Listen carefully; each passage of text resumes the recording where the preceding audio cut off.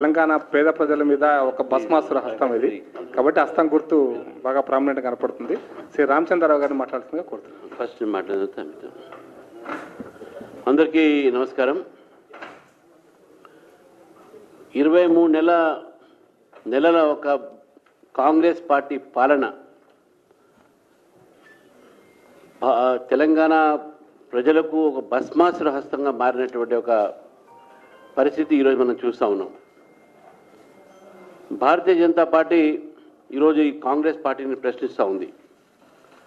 మీరు ఇచ్చినటువంటి ఏదైతే హామీలు ఉన్నాయో ఎన్ని హామీలు మీరు పూర్తి చేశారు, ఏ ఒక మొహంతో ఈరోజు ప్రజల దగ్గర వెళ్తున్నారు, మోసపూరితమైనటువంటి మాటలతో ప్రజల్ని మోసం చేసి అధికారంలో వచ్చి 23 అయిన తర్వాత ఏ వర్గానికి మీరు న్యాయం చేశారని చెప్పేసి భారతీయ జనతా పార్టీ ప్రశ్నిస్తూ ఉంది. వాస్తవానికి ఈరోజు విద్యార్థుల్ని మీరు ఫీ రీఎంబర్స్మెంటేగా బాధ పెడతా ఉన్నారు, వాళ్ళ చదువులు ఆగిపోతూ ఉన్నాయి.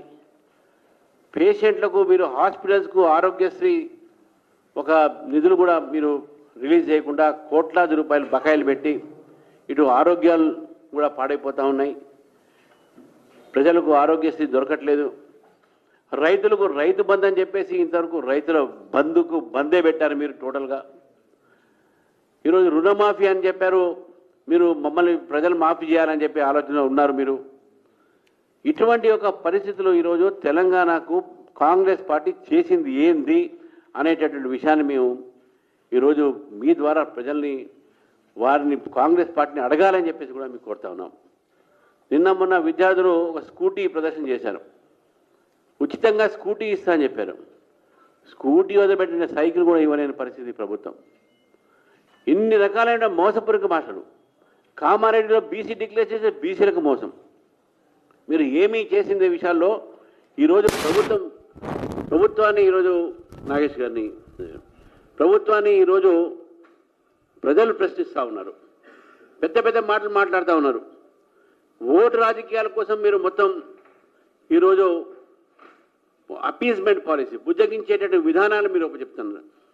అసదుద్దీన్ డైరెక్షన్స్తో మన రేవంత్ రెడ్డి గారు రేవంతుద్దీన్గా మారి అజారుద్దీన్ ముఖ్యమంత్రిగా ప్రకటించి ఇంకా ఎంతమంది బద్రుద్దీన్లు అక్బరుద్దీన్లు ఇవంతా వెయిట్ చేస్తున్నారు మీకోసం.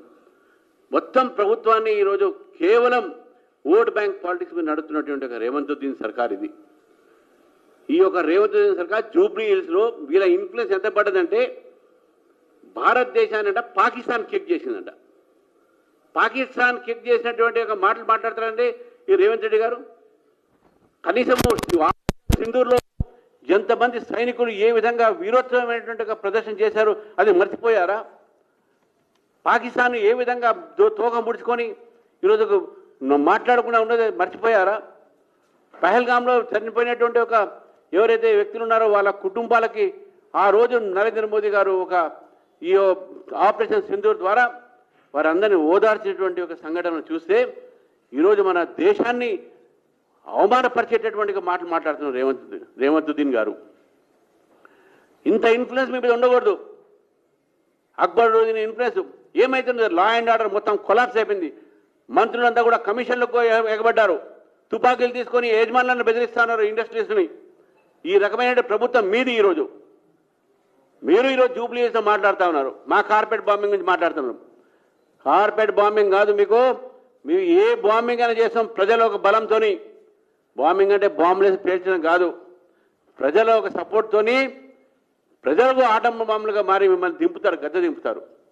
ప్రజలందరూ కూడా బాంబుగా తయారవుతారు. మీరు మాట్లాడే మాటలు, మీరు చేసే పనులు అన్నీ కూడా. కాబట్టి ఖబర్దార్, మీరు మా ఒక ఏదైతే విషయాల్లో మాట్లాడే దేశం విషయంలో మాట్లాడితే ఊరుకునేది లేదు. మా విషయంలో మాట్లాడే మమ్మల్ని విమర్శించండి, కానీ దేశాన్ని విమర్శించడం, దేశ సైనికులను అవమానపరచడం ఇది ఎక్కడ సంస్కారం? కాంగ్రెస్ పార్టీ తెలుసు మీ అందరికీ పాకిస్తాన్ మీద ప్రేమ ఉందని, కానీ జూబ్లీ హిల్స్ ఎలక్షన్స్లో పాకిస్తాన్ భారతదేశాన్ని కొట్టింది, తన్నింది అని చెప్పేసి అంటారా? దీన్ని భారతీయ జనతా పార్టీ తీవ్రంగా ఖండిస్తూ ఉంది. భారతీయ జనతా ఖండిస్తే కాదు, జిల్లా యూనిట్లు అందరూ కూడా మేము చెప్తాం. ఇవాళ ఎక్కడ పడితే అక్కడ మీరు ప్రదర్శన చేయాలి ఈ ప్రభుత్వం వ్యతిరేకంగా. రేవంత్ చేసినటువంటి కామెంట్ల మీద చేయాలి.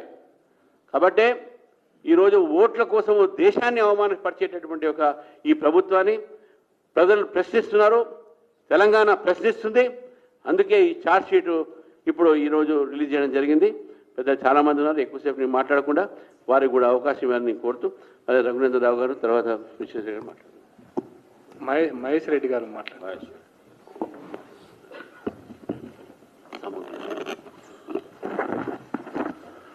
అందరికీ నమస్కారం.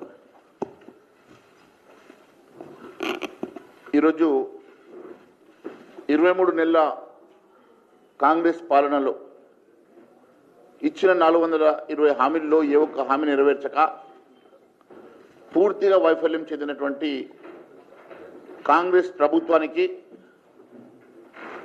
ఈరోజు జూబ్లీ హిల్స్లో ఓటు అడిగే అధికారం, హక్కు లేదని నేను తెలియజేస్తా ఉన్నా. కేవలం మాయమాటలు చెప్పి బూటకు మాటలతోటి ప్రజల్ని మాయ చేసి ఓట్లు దండుకునేటువంటి రేవంత్ రెడ్డి గారిని నేను సూటిగా 2 ప్రశ్నలు అడుగుతున్నా. నిన్న మీరు క్యాంపెయిన్ల సందర్భంగా ప్రజల్ని భయపెట్టే విధంగా మీరు మాట్లాడినటువంటి అంశాలు, కాంగ్రెస్ పార్టీకి ఓటు వేయకుంటే 2000 పెన్షన్ కట్ అవుతుంది, 25,000 రేషన్ కార్డులు కట్ అయిపోతాయి, బియ్యం రావు అని చెప్పేసి మీరు ఏవైతే మాట్లాడుతూ ఉన్నారో ఇది పూర్తిగా బ్లాక్మెయిలింగ్ టాక్టిక్స్. మీకున్నటువంటి అలవాటు, అదే అలవాటుగా ఈరోజు ముఖ్యమంత్రిగా కూడా నువ్వు బ్లాక్మెయిల్ చేసి ప్రజల ఓట్లు దండుకునేటువంటి ప్రయత్నం చేస్తూ ఉన్నావు, ప్రజల్ని భయపెట్టి భయభ్రాంతులు చేస్తూ ఉన్నావు. ఇది ఖచ్చితంగా మేము ఎలక్షన్ కమిషన్కి కంప్లైంట్ చేయబోతున్నాం. ఇది పూర్తిగా ఎన్నికల విరుద్ధంగా మీరు చేసినటువంటి బ్లాక్మెయిల్ టాక్టిక్స్ వల్ల ఓటు మాకు వేయకుంటే మీకు ఇచ్చే సంక్షేమ పథకాలని పూర్తిగా కట్ చేస్తామని మీరు ఏదైతే